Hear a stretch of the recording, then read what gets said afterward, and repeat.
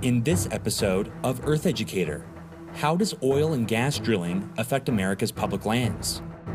What does this activity mean for national parks and monuments? What is the Antiquities Act and how is it being challenged in 2017?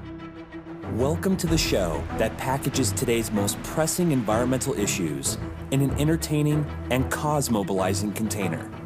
This is Earth Educator.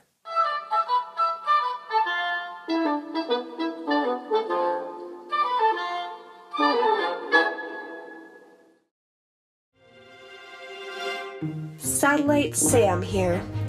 I've been thinking a lot about Colorado recently. Ever since the Obama administration pushed for more domestic oil and gas production, wells for both fuels have popped up all over the American West. I wonder what's going on down there in the Rocky Mountains.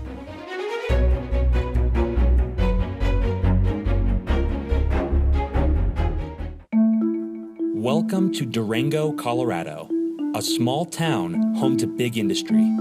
One of Durango's greatest breadwinners is oil.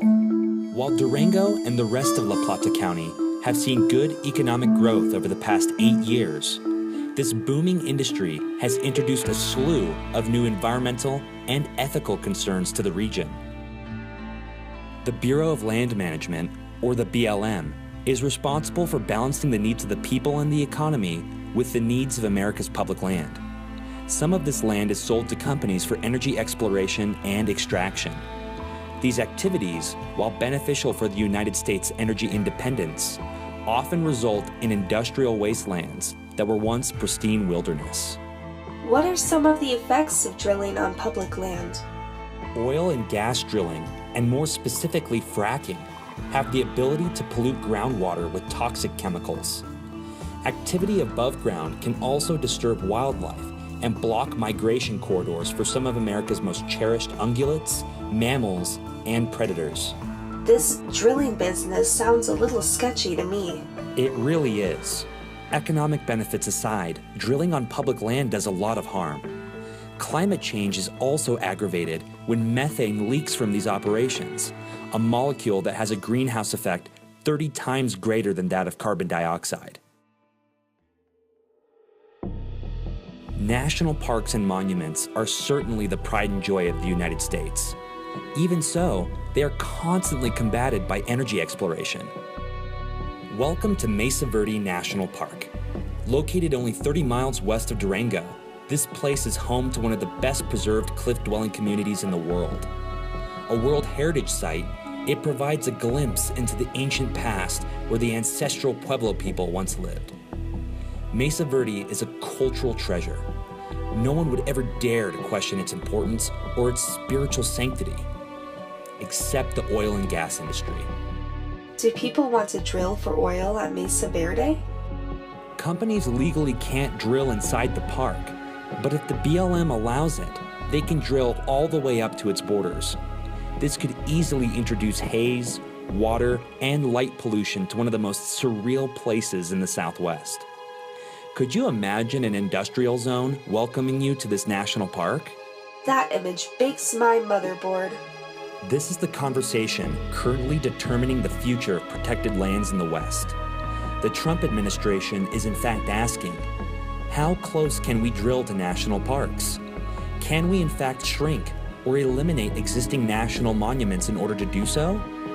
These questions are posed in the face of an ecotourism industry that easily generates over $700 billion consumer dollars and over $100 billion in tax revenue every year.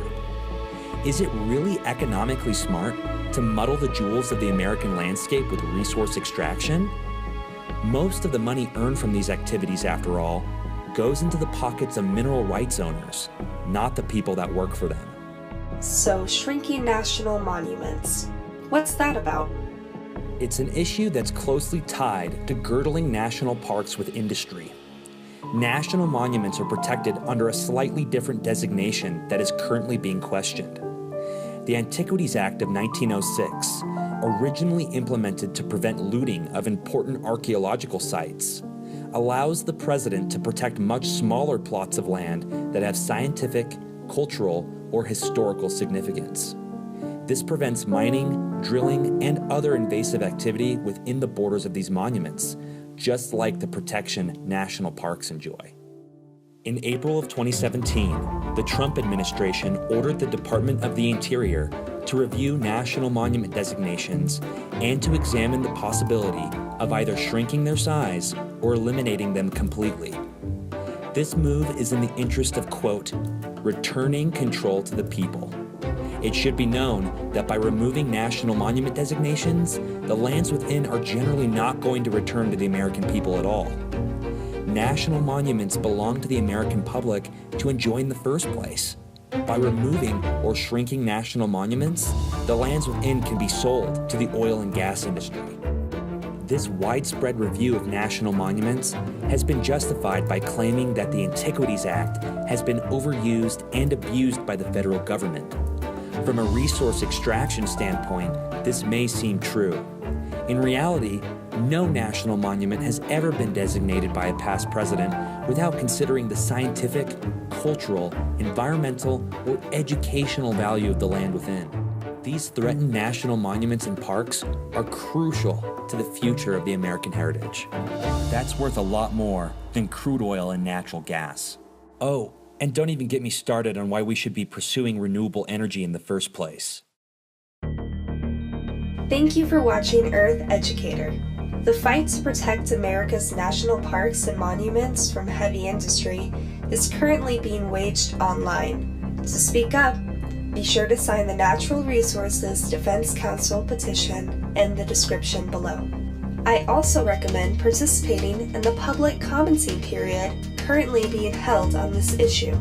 A link to give your comment to the Department of the Interior is also in the description. The easiest way to protect the places you love is to share. Have a great day and stay educated.